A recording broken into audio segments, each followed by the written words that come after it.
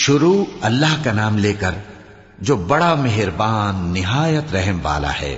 الف لام را، یہ ایک پر نور کتاب ہے، اس کو ہم نے تم پر اس لیے نازل کیا ہے کہ تم لوگوں کو اندھیروں سے نکال کر روشنی کی طرف لے جاؤ، یعنی ان کے پروردگار کے حکم سے عزت والے خوبیوں والے مالک کے راستے کی طرف، یعنی اس اللہ کے راستے کی طرف کہ جو کچھ آسمانوں اور زمین میں ہے سب اسی کا ہے۔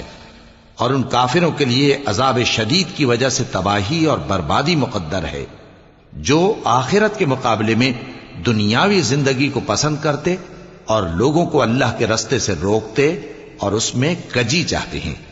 یہ لوگ بڑے دور کی گمراہی میں ہیں، اور ہم نے کوئی پیغمبر نہیں بھیجا مگر وہ اپنی قوم کی زبان بولتا تھا تاکہ انہیں احکام الہی کھول کھول کر بتا دے۔ پھر اللہ جسے چاہتا ہے گمراہ رہنے دیتا ہے اور جسے چاہتا ہے ہدایت دیتا ہے، اور وہ غالب ہے، حکمت والا ہے۔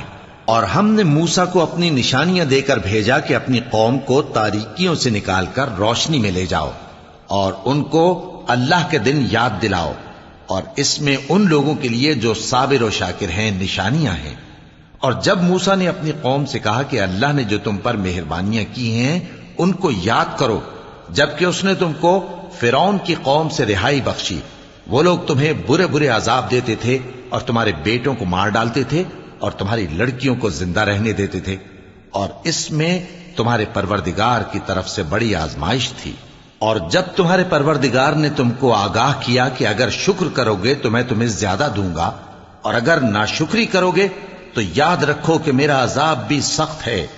اور موسیٰ نے صاف صاف کہہ دیا کہ اگر تم اور جتنے اور لوگ زمین میں ہیں سب کے سب ناشکری کرو تو بھی اللہ بے نیاز ہے، قابل تعریف ہے۔ بھلا تم کو ان لوگوں کے حالات کی خبر نہیں پہنچی جو تم سے پہلے تھے، یعنی نوح اور عاد اور سمود کی قوم اور جو ان کے بعد تھے، جن کا علم اللہ کے سوا کسی کو نہیں۔ جب ان کے پاس ان کے پیغمبر نشانیاں لے کر آئے تو انہوں نے اپنے ہاتھ ان کے منہوں پر رکھ دیے کہ خاموش رہو، اور کہنے لگے کہ ہم تو تمہاری رسالت کو تسلیم نہیں کرتے، اور جس چیز کی طرف تم ہمیں بلاتے ہو ہم کو اس میں بھاری شک ہے۔ ان کے پیغمبروں نے کہا، کیا تم کو اللہ کے بارے میں شک ہے جو آسمانوں اور زمین کا پیدا کرنے والا ہے؟ وہ تمہیں اس لیے بلاتا ہے کہ تمہارے گناہ بخشے اور ایک مدت مقرر تک تم کو مہلت دے۔ وہ بولے کہ تم تو ہمارے ہی جیسے آدمی ہو، تمہارا یہ منشا ہے کہ جن چیزوں کو ہمارے بڑے پوجتے رہے ہیں ان کے پوجنے سے تم ہمیں روک دو، تو اچھا کوئی کھلی دلیل لاؤ، یعنی معجزہ دکھاؤ۔ پیغمبروں نے ان سے کہا کہ ہاں ہم تمہارے ہی جیسے آدمی ہیں، لیکن اللہ اپنے بندوں میں سے جس پر چاہتا ہے نبوت کا احسان کرتا ہے، اور ہمارے اختیار کی بات نہیں کہ ہم اللہ کے حکم کے بغیر تم کو تمہاری فرمائش کے مطابق معجزہ دکھائیں۔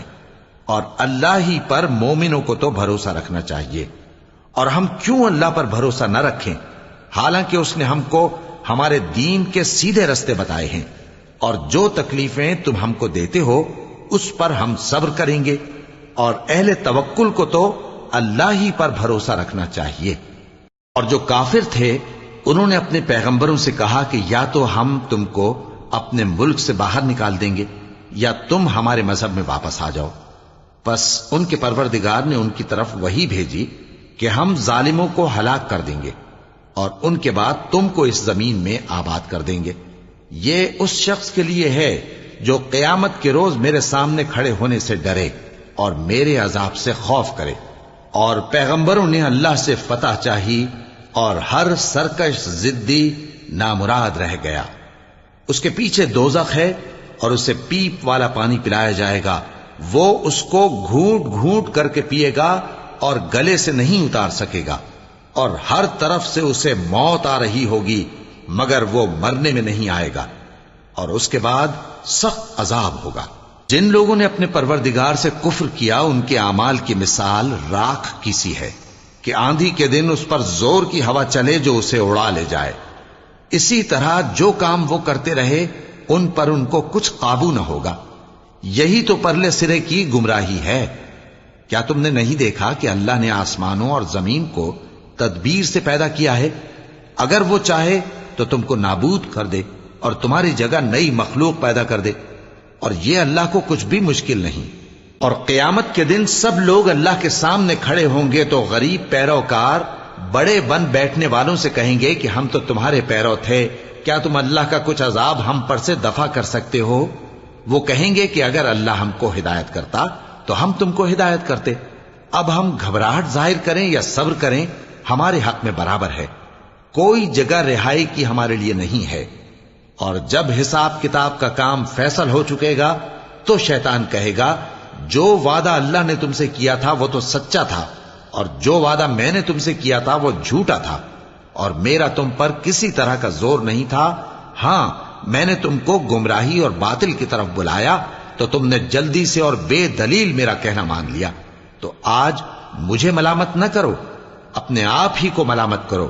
نہ میں تمہاری فریاد رسی کر سکتا ہوں اور نہ تم میری فریاد رسی کر سکتے ہو۔ میں اس بات سے انکار کرتا ہوں کہ تم پہلے مجھے شریک بناتے تھے۔ بے شک جو ظالم ہیں ان کے لیے درد دینے والا عذاب ہے۔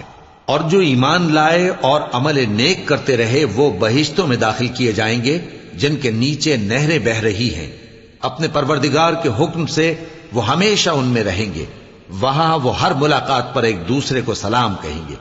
کیا تم نے نہیں دیکھا کہ اللہ نے کلمہ طیبہ کی کیسی مثال بیان فرمائی ہے؟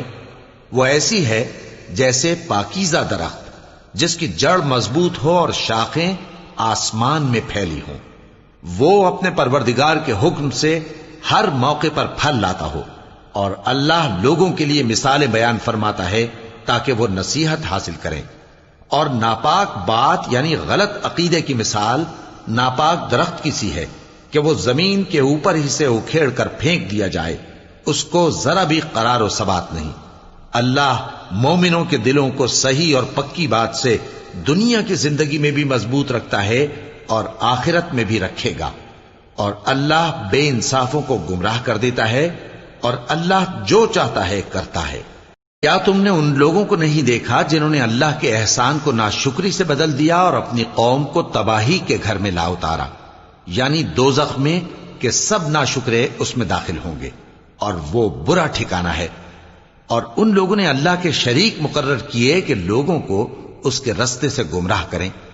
کہہ دو کہ چند روز فائدے اٹھا لو، آخر کار تم کو دوزخ کی طرف لوٹ کر جانا ہے۔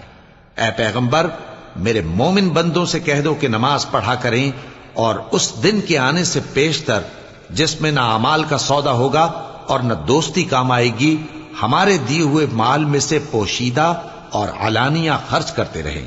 اللہ ہی تو ہے جس نے آسمانوں اور زمین کو پیدا کیا اور آسمان سے مے برسایا، پھر اس سے تمہارے کھانے کے لیے پھل پیدا کیے اور کشتیوں اور جہازوں کو تمہارے زیر فرمان کیا تاکہ وہ سمندر میں اس کے حکم سے چلیں، اور نہروں کو بھی تمہارے زیر فرمان کیا، اور سورج اور چاند کو تمہارے لیے کام میں لگا دیا کہ دونوں دن رات ایک ڈگر پر چل رہے ہیں، اور رات اور دن کو بھی تمہاری خاطر کام میں لگا دیا، اور جو کچھ تم نے مانگا سب میں سے تم کو عنایت کیا۔ اور اگر اللہ کے احسان گننے لگو تو شمار نہ کر سکو، مگر لوگ نعمتوں کا شکر نہیں کرتے۔ کچھ شک نہیں کہ انسان بڑا بے انصاف ہے، ناشکرا ہے۔ اور جب ابراہیم نے دعا کی کہ اے میرے پروردگار، اس شہر کو لوگوں کے لیے امن کی جگہ بنا دے، اور مجھے اور میری اولاد کو اس بات سے کہ بتوں کی پرستش کرنے لگیں بچائے رکھیو۔